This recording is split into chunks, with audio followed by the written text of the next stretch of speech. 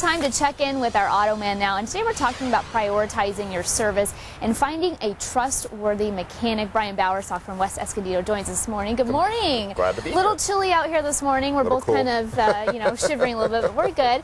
Talking about prioritizing service. I mean, I'm sure you've experienced it before. You know, you go to a service and they tell you, okay, this is what you absolutely need to do. This is what you should do, and this is what you should probably think about doing in the next few months if you don't want to do it today. Correct. But all of that can add up quickly, and when we go service our cars, most of us are on a budget. So let's talk a little bit about the things that you absolutely need to do if your mechanic tells you. We break it down in about 3 categories.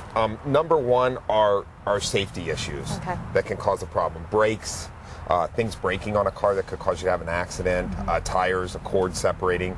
Any safety things like that have to be number one priority, and a good repair facility should be telling their customers, hey, these are safety issues. Second issue that we have with cars that we often like to put in the second category is things that could cause more extensive damage on the engine. May not necessarily put you or your family in a safety kind of situation, but if this breaks, could cost more money to get it fixed down the road, obviously affecting your pocketbook.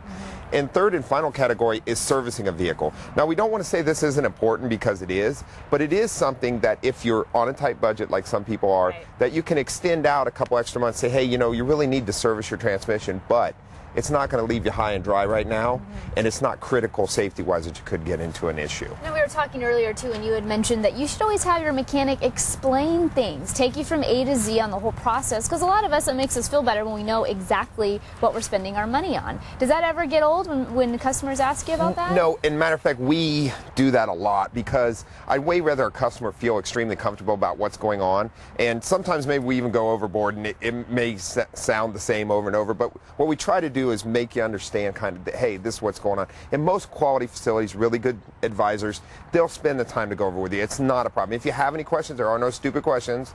We're here to work on cars. We know a lot about them, but you don't. So you should ask any questions that make you feel comfortable before you authorize a service on a vehicle. Absolutely. Okay, so number one, brakes. When we hear you come out and tell us, hey, the brakes are bad, that's something that we should just make note of and just say, okay, we gotta do it? Well, brakes need to be taken care of. There are a couple questions you can ask, such as, what's wrong with my brakes? If they just say, hey, the pads are worn out, how many millimeters are left on them? Most of us measure brakes in millimeters now. It's pretty standardized. The reason for that is percentages. What's 20% to you and 20% to me is totally different. Could be different, yeah. And pads start out different thickness, so 20% of what? So if you measure in millimeters, you get down below 3 millimeters and below on brake pads, you need to really start think about replacing them. And is that something that you can actually show us as the customer if we ask, you know, can I see it? Oh yeah, if the wheels are off the car and the car's on the hoist, absolutely. We actually use a tool that measures the thickness of the pads. We also measure brake rotors, because there's a disc card on brake rotors and drums. You can only cut them down so far. So when they tell you, hey, the rotors are worn out, there's not enough material to resurface them left on them, then they need to be replaced. There is a measurement for every car, every brake rotor that's out there. Anything else besides brakes where if you hear that, you really got to do it right away? Tires are a big issue. You get a tire that a cord is separating, tires that are bald, obviously they become a safety issue on a car. So it's very important to take care of things like that. Steering components, if something's not right on your car, anything that's not safety-wise like that.